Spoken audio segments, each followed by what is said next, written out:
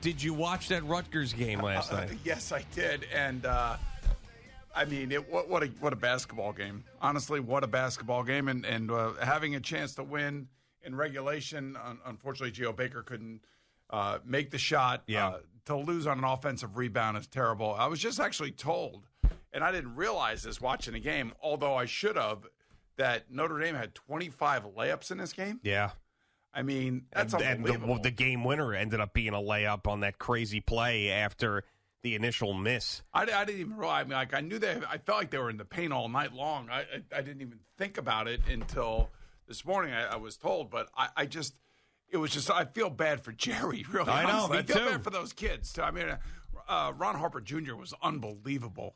He hits that bank shot, and you're thinking, all right, they're not going to lose this game. No, I know. And then the first overtime, too, with the turnover there and the inbounds pass, Yes. and then they hit the big three to go up 2 and could have gotten a stop there as time was ticking down and did not, as Notre Dame tied the game.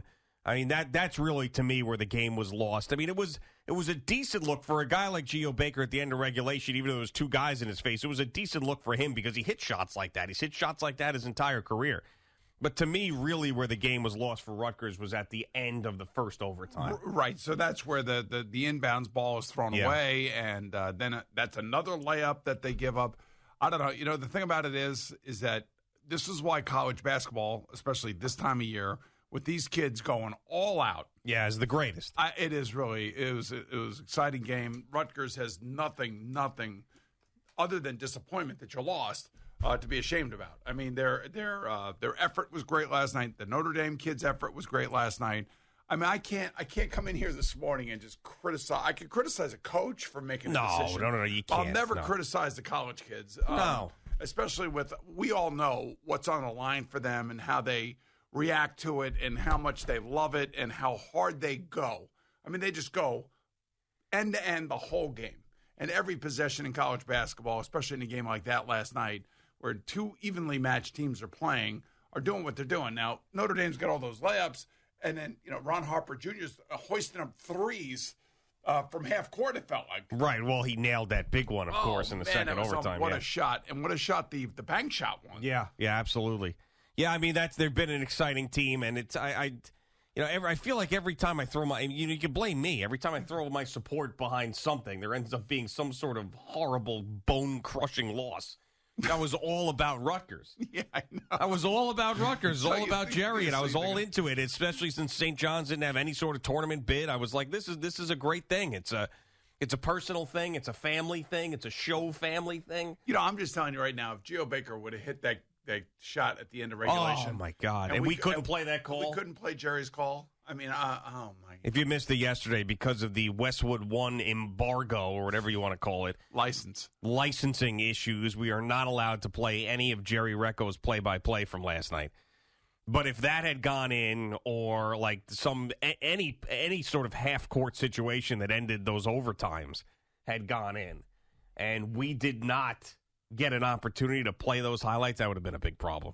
So I guess in that way, it's okay that they ended up losing the way that they did. Because then we don't have to sit here and scream about not being able to play the Jerry Recco highlights. There were. I would love to hear his call on those 3-pointers by Ron Harper Jr. Yeah, they don't even exist, apparently. That's what CeeLo was saying, that the highlights just don't even exist. They just went out into the air and evaporated. Nobody cut the highlights. Nobody did anything with them. Nobody sent the highlights. They just don't even exist. They didn't trust us. Nobody trusted us. Because they said if they sent us the highlights, we'd probably find a way to put them on the air somehow, some way. Well, I mean, we would have sacrificed CeeLo. He just would have pushed the button over there. And, No. And then they would have walked him right out of the building. Yeah, an escort right out of the building. Yeah, but here we go. So first 4 done. Now we have what we have, the 2 greatest days in sports betting. Thursday and Friday of the tournament in the first round. It's going to be wild, as it always is. Yeah. I don't know, man. What a way to start last night. Oh, God. Yeah. It would have been great. Watch that thing. Jerry's going to be miserable tomorrow. There's no way about it. And I don't blame him. When he comes in tomorrow and they talk on the warm-up show and they start and Al starts asking him questions and everything else, he's going to be just a total jerk to Al. I don't blame him. I mean, think about the difference.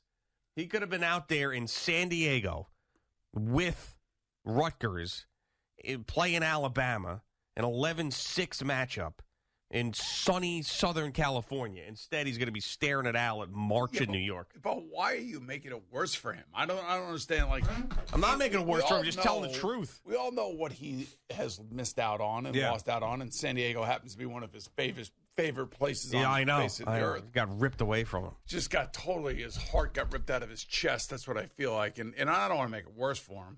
No, I'm not trying to make it worse. I'm just trying to tell you what it's going to be like. Those are the facts. This is what it's going to be like. All right, so I was trying to find him on the sideline. Could you see him? No, I could not. I think it's just so quick back and forth. I think he was wearing his yellow shirt. No, he broke out the special yellow shirt for this game. Like if you watch the game, I feel like he was towards the left side of the table. There's no way he broke out the mustard colored shirt for this game. And I think he was wearing a mask. No way. Stop. I kind of felt that way. No. I guarantee you what he was wearing was like a Rutgers like quarter zip or something with the R on it. I don't know. I felt like he had the yellow shirt on last night. And a mask? I felt like there was a guy there with a yellow shirt, a tie, and a mask. I doubt it. And I couldn't tell if it was him or not. I'm wondering if maybe CBS Sports Network and Steven and the group over there can find maybe a shot of the I'm sure they love hearing this. Yeah, try to find that. How hard is that?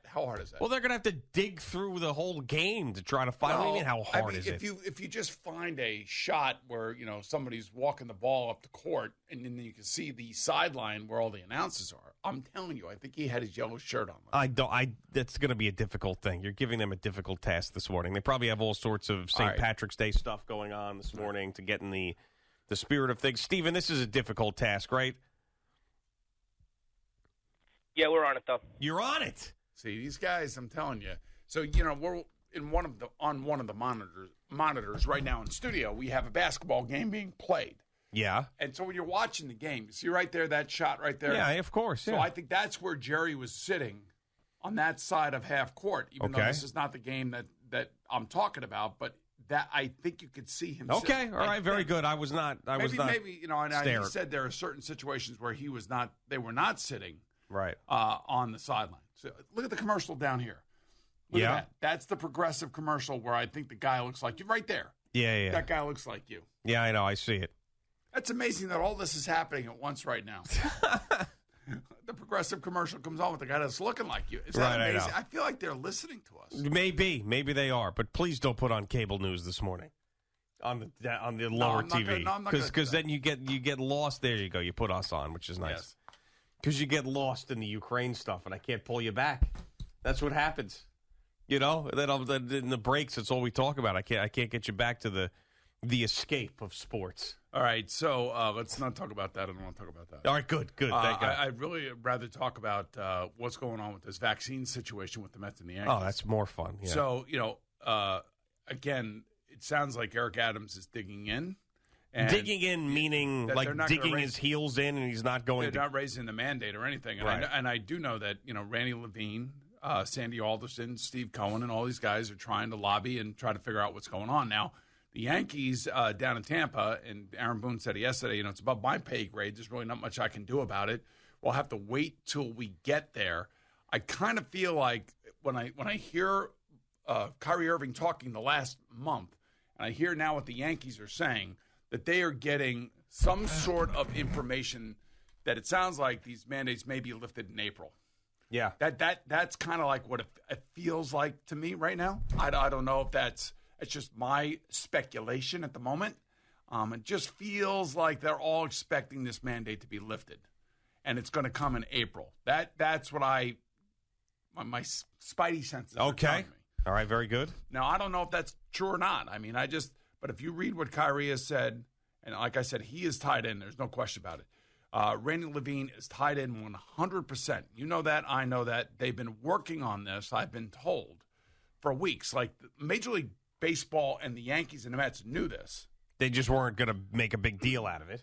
They were not going to make a big deal out of it, and they were just going to try to figure out what is going on. And of course, Randy Levine, being a part of the Giuliani administration, knows how the mechanisms of politics work in New York City and who to call and who to talk to and find out information and what's happening. So it doesn't seem like anybody's too worried about what the situation could potentially be, as that's about 3 weeks away. Yeah, that's what the Eric Adams quote was, baseball doesn't start tomorrow. It doesn't start next week. We've got some time to figure it out, yada, yada, yada. So it sounds to me like come April, they're lifting the mandate. That if I had to piece all of this together and the reaction of the Yankees and the reaction of Kyrie Irving and his comments over the last month, I would say that, when we get to April and it's springtime and the thing may be depressed even further than it is now, then we're going to open up the city. And, meanwhile, we're going to have the St. Patty's Day parade today outside Fifth Avenue. And how many people unvaccinated are going to be there? Probably lots. Yeah, I mean, do you think that there's any chance that they do a little tweak where they go, well, outdoor stuff we're going to allow unvaccinated players, but indoor stuff we're not, and then Kyrie Irving still ends up getting screwed? I saw Evan tweet something like that out where because he's such like a Nets sycophant that he thinks the world is against the Nets and yada, yada, yada, that he believes that the baseball players will be allowed to play, but Kyrie Irving won't. They'll find a way to keep him off the court because everybody cares about Kyrie Irving being off the court. Right. I don't agree with Evan in this case because I'm telling you what Kyrie has been saying and the fact that he can go to the game, but for some reason he can't play. Yeah. Goes to show you that unvaccinated people are all over the place. And I think the realities of all of it, you'd like to think are going to come to roost here. But I would say maybe at the beginning of April, because that's what it makes me feel like. As I sit here today on St. Patty's Day, I think it feels like in 2 weeks, 2.5 weeks, that this mandate is going to be lifted. Again, speculation, total speculation on my part. But that's kind of like the feeling I'm getting because of what everybody's saying. And some other news breaking overnight. Good thing for the Yankees, Freddie Freeman does not go to another team in the AL East. The Rays were in on him. The Red Sox were in on him. Before the Matt Olson trade, the Blue Jays were in on him. But he ends up going to the Dodgers to continue to build Megatron out there and have one of the most ridiculous lineups in the history of modern-day baseball. And he gets a big deal. You also saw Chris Bryant sign for an insane amount of money out in Colorado, which makes no sense to me. Well, he wants to hit home runs. No. I mean, it doesn't make any sense to me from a Rocky standpoint. You couldn't sign your own guy in Nolan Arenado. You had to trade him away for a bag of balls. And then you go sign Chris Bryant, who's not as good of a player, for a ridiculous contract. Well, I think it's because you never know what's going on behind the scenes. You never know what the internal situation may be with with the particular player and his team and how the team sees him after they give him the big money, all of that kind of stuff. Yeah. So they just wanted to go down a different road, and good for Chris Bryant for getting the money that he got. But, he's not going to win anything. No, he's not going to win anything. Freddie Freeman, on the other hand, he may. I mean, that lineup is just insane. Now, I know they're going to have their issues with the rotation, and it's not exactly, the rotation and the starting pitcher that they've had in the past.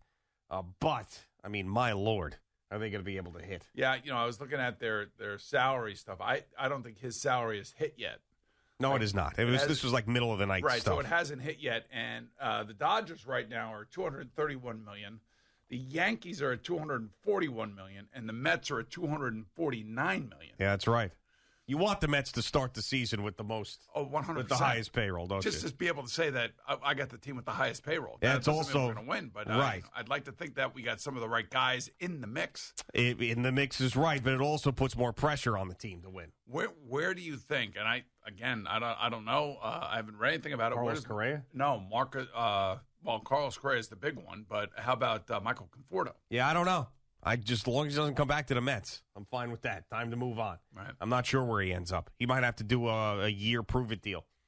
And then Carlos Correa doesn't need to prove it, but he might have to do a 1-year deal and go back at it next year, too. Somebody's got to be out there offering him big money, and it's just, I guess, for Boris and Correa is just not big enough for a long enough contract. I wonder if I would think that he'd want to surpass what Francisco. Oh, without a doubt. Yeah, 100%. That's what he should be asking for. I think he's totally in the right.